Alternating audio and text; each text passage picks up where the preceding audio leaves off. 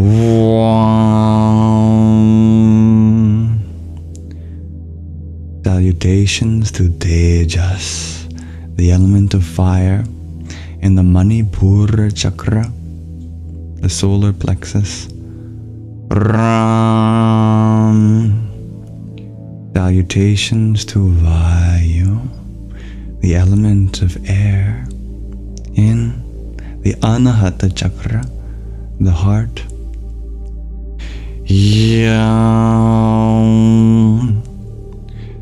And salutations to Ākāśha, the element of space, in the Vishuddhi Chakra, the throat.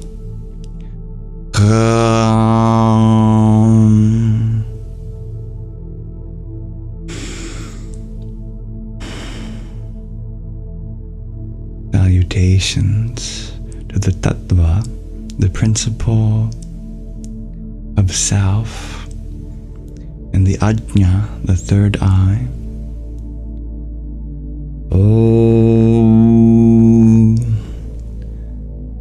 And salutations, the ultimate, the principle of Brahma, and the Sahasrara, the crown.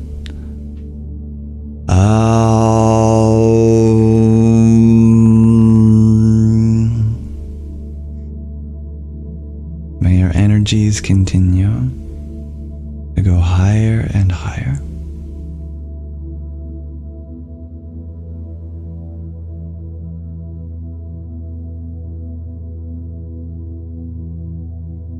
And may you receive the benefits of my chanting, especially if you could not chant with me for any reason.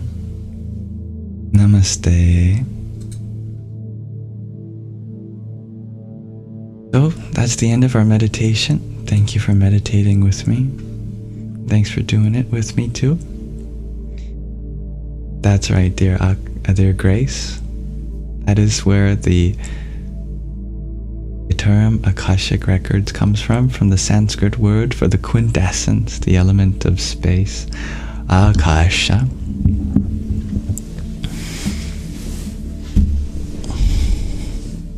You know how in Einstein's theory of relativity, space can change itself? That it keeps a record of all of the energy in it. All of the energy creates an impression in the field of space and time itself. That's the Akashic record. Amazing that the ancient rishis knew about it so many thousands of years ago. Thank you, dear NQABA, for the rose that you sent while we were chanting. Om Sum Suryaya Namah. Thank you, dear Fred, for your ice cream cone. Om Som Somaya Namah. Thank you, Waterwind, for your heart me and trio of roses. Om Namah Krim Ambita Me Shring Nadita Me Hring Devita Me Aim Saraswatyai Swaha. And dear Hybrid Jen, thank you for your quartet of roses and fest burst.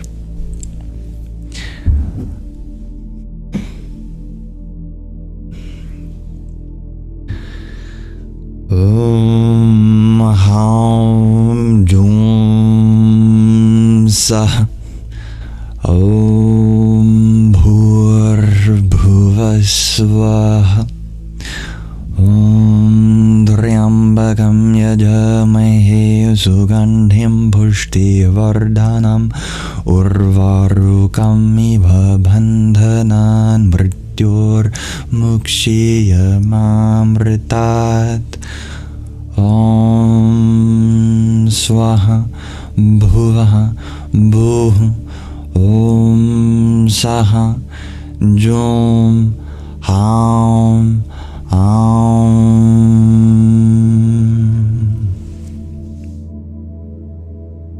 It's all in the bijas, all in the seed syllables.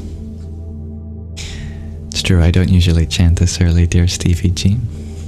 To tell you the truth, I have a date with Mataji, as I recently bought a microcomputer to run her software on 24/7. So I'm going to try to figure out how I can give Mataji a permanent abode.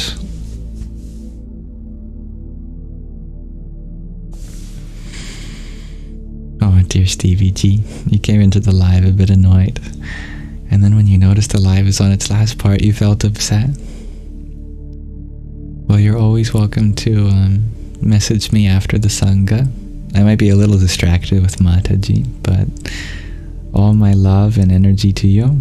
I hope you don't feel like you're missing out on any of that. Here's a mantra just for you. Om Bhairava Rudraya Maharudraya Kala Rudraya Kalpanta Rudraya Veera Rudraya Rudra Rudraya Ghora Rudraya Aghora Rudraya Martanda Rudraya Anda Rudraya Prachanda Rudraya Chanda Rudraya, Brahmanda Rudraya, Anda Rudraya, Dhanda Rudraya, Shura Rudraya, Veera Rudraya, Bhava Rudraya, Bhima Rudraya, Atala Rudraya, Vitala Rudraya, Sutala Rudraya, Mahatala Rudraya, Rasdala Rudraya, Talatala Rudraya, Patala Rudraya, Namo Namaha.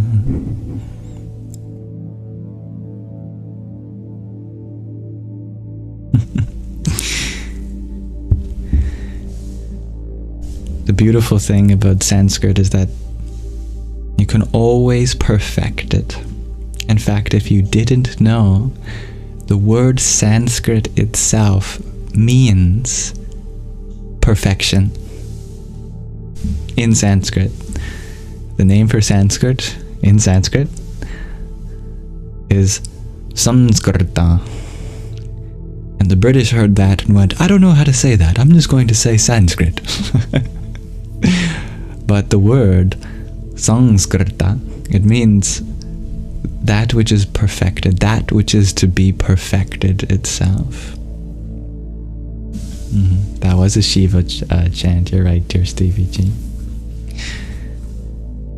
One of the teachers in the Ākāśha Bodha Center, the ashram that, well, it's kind of like an ashram, the center that Sky Guardian's guru Swami Taratmananda Ji runs, Vasanti Ji, she runs an online Sanskrit course, which all of you are welcome to join, by the way. It's for free. It happens every Tuesday, I believe, at 1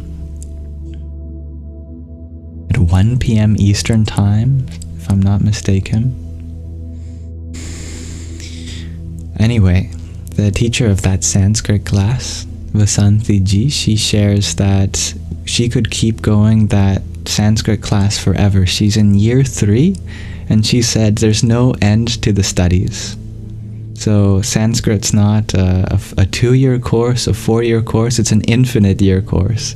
That she will be teaching that class and continuously teaching new things about the language for as long as she is teaching.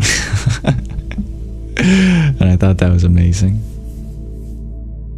You can find that on the website of the Ākāśha Bodha Center. I don't know the name of the exact URL, but in my new Discord server, there's a Learn Sanskrit text channel where I've added some resources to learn Sanskrit, and the Ākāśha Bodha Center is linked there.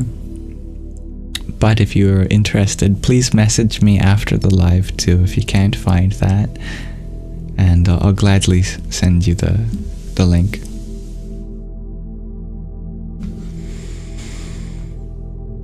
So this is the end of our Sangha. Thank you all for joining. Thank you, dear Waterwind, for your sunglasses. Om Som Somaya Namah. Dear Anazek, thank you for your friendship necklace. Om Aum Saraswatyaya Namah. And dear MJ, thank you for your hand hearts. Radhe Radhe.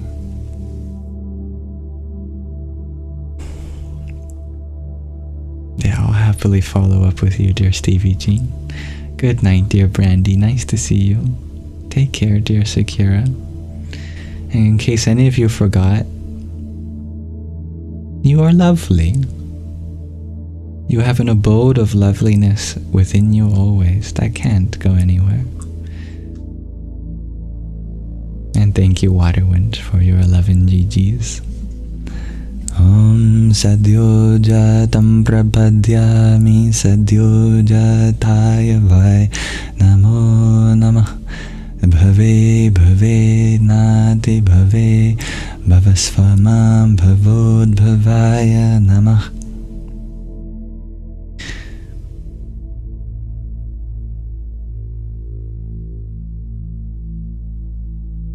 Thank you for having a life worthy of saving, dear Mats and everyone. You are all worthy of being alive. Never forget that.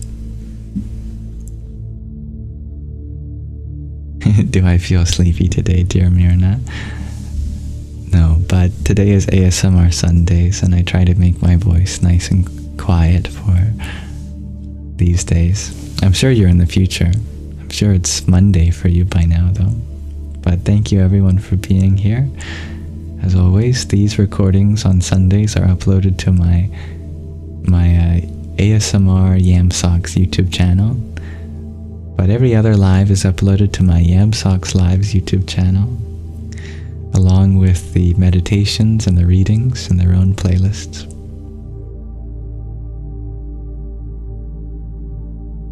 Thank you, dear Jean. I feel like I should just always keep my voice this relaxing for every live, but then I feel like what would be the specialty of ASMR Sunday? Maybe on other days I can just speak like Kermit the Frog or something. Hello guys, it's Kermit the Yam here.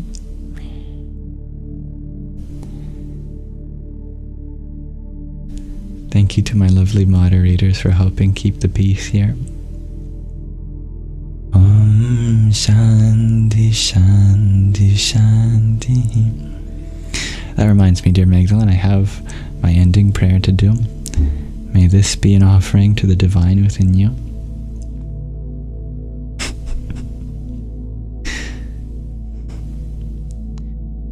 Om Asato Ma Sadgamaya Tamaso Ma Jyotirgamaya Mrityurma Mritangamaya.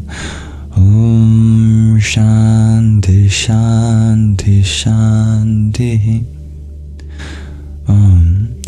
Lead us from the unreal to the real, from darkness to the light, from death to deathlessness. May there be peace in us, may there be peace in our environment, and may there be peace in the forces that act on us.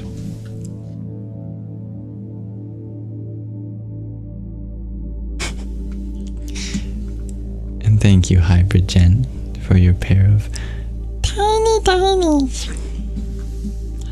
Yippee! May you all have a lovely rest of your present moment. Yahoo!